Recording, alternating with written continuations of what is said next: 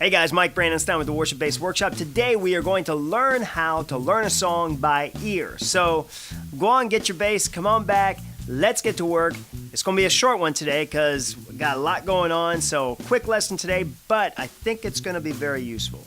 So stick around. Okay, so getting started learning a song by ear. Now, what we're going to do first is just get to know what key this song is in.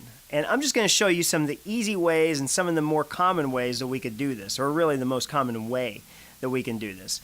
Because let's just say you're not trained in music, you're kind of new to this, so let's just go with a real simple way to get started. And that is listen to the song. And if you don't have a chart, let's just say you're on a desert island, just you, your MP3 player, earbuds, and your bass, okay? And you have to learn this song. So what do?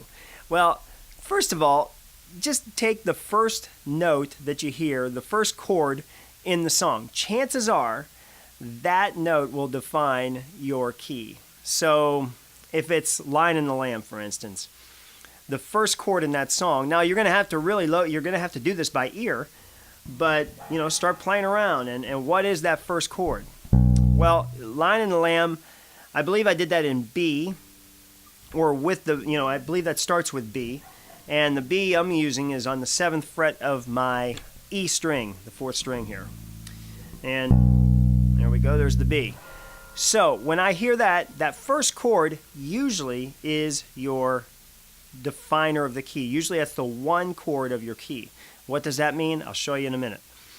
But also, we're going to assume that almost all the songs that we're doing are in the major key. And that's true. Most songs are in a major key, especially in worship music. You're going to have some minor songs or some minor key songs, but we could deal with that in another lesson. Let's just get the basics. So, we have this song that we're listening to, and Lion and the Lamb by Bethel Music, and it starts with B.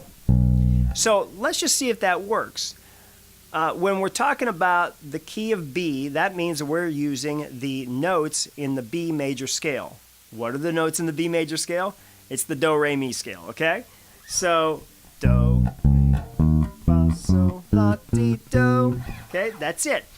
And that, if you haven't learned the major scale yet, go back. I have a few tutorials. I think I'll probably be able to reference those in this video, but where I talk about the major scale. And it is B, for the B major scale, it's B, C sharp, D sharp, E, F sharp, G sharp, A sharp, and B, all right? And even if you don't know the note names, you can just do that B major scale just to get you started, okay? From there, what do? Well, if we start in B, we got our first chord. We have our first note, okay? So what do we do now? Because there's a lot more notes in that song. There's a lot more chords. Well, we're going to clear away the ones that we don't need. First of all, we know that we're only going to use these 7 notes. Next, we're going to clear away even some more, because most of the worship songs you and I do are going to use the 1 chord, the 4 chord, the 5 chord, and the 6. Now, I'm not saying that others aren't used. They are. But for this purpose of just trying to figure a song out by ear, we're going to clear away everything we can and get to just the heart of what most of these songs are built with, okay? So, the 1, and the way we figure this out is we just count the notes in the scale. 1, 2, 3, 4, 5, 6, 7, 8. All right? So for this purpose, you don't even have to know the name of the note. Just know the number. 1, 2, 3, 4, 5, 6, 7, 8. If you're playing in another major scale, same deal. 1, 2, 3, 4, 5, 6, 7, 8. They all have the same number of notes in their major scales. So, 1, 2, 3, 4, 5, 6, 7, 8. And we're going to look at the 1, the 4, the 5, and the 6. So how do we find out? Here's the 1. Okay. Then we got 2, 3, eliminate those. 4. So 1, 2, 3, 4. All right. Then 5 is right next to it.